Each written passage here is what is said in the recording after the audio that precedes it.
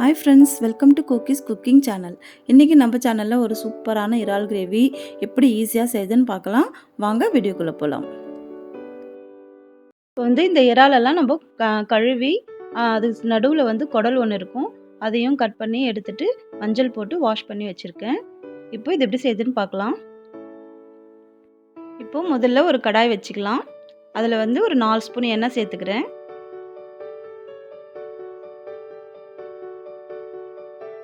எண்ணெய் காஞ்சதும் ஒரு பே லீஃப் ஒன்று போட்டுக்கலாம். பட்டை கிராம்பு போட்டுக்கலாம். இது பொரிஞ்சிடுச்சு. இப்போ 2 வெங்காயம் நான் பொடியாக நறுக்கி வச்சுருக்கேன். இதையும் வதக்கிக்கலாம். இப்போது நல்லா இது பொன்னிறமாக வதங்கட்டும்.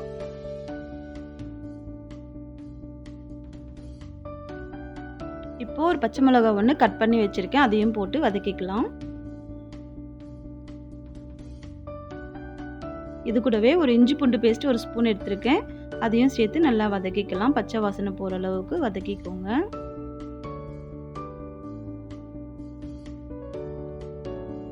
இப்போ இது நல்லா வதங்கி வந்திருக்கு. இப்போ தக்காளி 2 தக்காளி கட் பண்ணி வச்சுருக்கேன். இப்போ அதையும் சேர்த்து நல்லா வதக்கிக்கலாம்.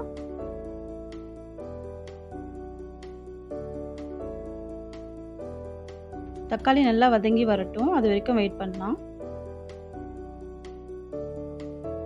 இப்போ தக்காளி நல்லா வதங்கி வந்துருச்சு. பாருங்கள், நல்லா எண்ணெய் பிரிஞ்சு வந்திருக்கு. இந்த சமயத்தில் நம்ம கழுவி வச்சுருக்க இறாலெல்லாம் சேர்த்துக்கலாம்.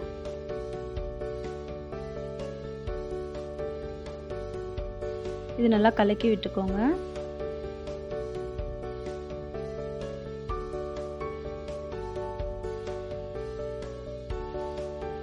இறால் நம்மளுக்கு சீக்கிரமாக வதங்கி நல்லா வெந்து வந்துடும். இந்த சமயத்தில் நம்ம உப்பும் மஞ்சள் தூளும் ஆட் பண்ணிக்கலாம். உப்பு தேவையான அளவுக்கு சேர்த்துக்கோங்க. 1/4 டீஸ்பூன் மஞ்சள் தூள் ஆட் பண்ணிக்கிறேன்.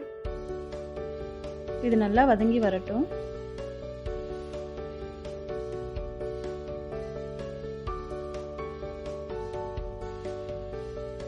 இது ஒரு தட்டு போட்டு மூடி வச்சிடலாம். ஒரு 5 மினிட்ஸ்க்கு சிம்மில் வச்சு வதக்க விடலாம். இப்போ பாருங்கள், 5 மினிட்ஸ் ஆயிடுச்சு. இப்போ இது நல்லா பச்சை வாசனை போய் அதில் இருக்கிற தண்ணியே நல்லா விட்டுருக்கு பாருங்கள். இந்த சமயத்தில் நம்ம மசாலா பொருட்கள் ஆட் பண்ணிக்கலாம். மிளகாத்தூள் ஒரு 3/4 டீஸ்பூன் ஆட் பண்ணிக்கிறேன். காரத்துக்கு தகுந்த மாதிரி ஆட் பண்ணிக்கோங்க. தனியாத்தூள் 1 ஸ்பூன் ஆட் பண்ணுறேன். அது கூடவே சீரகத்தூள் ஒரு 1/4 டீஸ்பூன் ஆட் பண்ணுறேன். கரம் மசாலா ஒரு 1/2 டீஸ்பூன் ஆட் பண்ணுறேன். இதை நல்லா கலக்கி விட்டுக்கோங்க.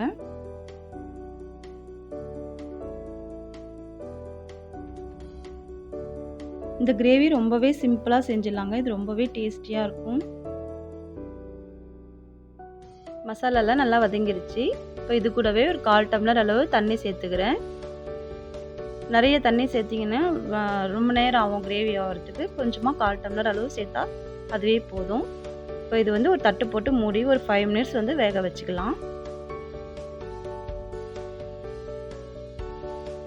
இப்போ பாருங்கள், நல்லா வெந்து வந்துருச்சு. எண்ணெய் பிரிஞ்சு வந்திருக்கு.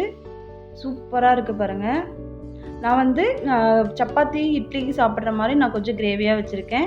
இதுவே நீங்கள் சாதத்தோடு சாப்பிடணும்னு நினச்சிங்கன்னா இன்னும் கொஞ்சம் நேரம் நீங்கள் ட்ரை பண்ணிங்கன்னா சூப்பராக ட்ரையாக வரும். அதுவும் நல்லாயிருக்கும். இப்போ இது கூடவே கொஞ்சமாக கொத்தமல்லி தழை ஆட் பண்ணிக்கலாம்.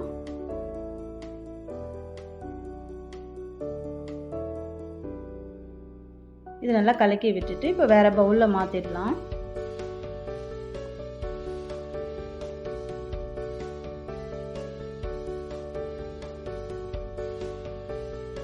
பாருங்கள், நம்மளோட இறால் கிரேவி சூப்பராக ரெடி ஆகிடுச்சு.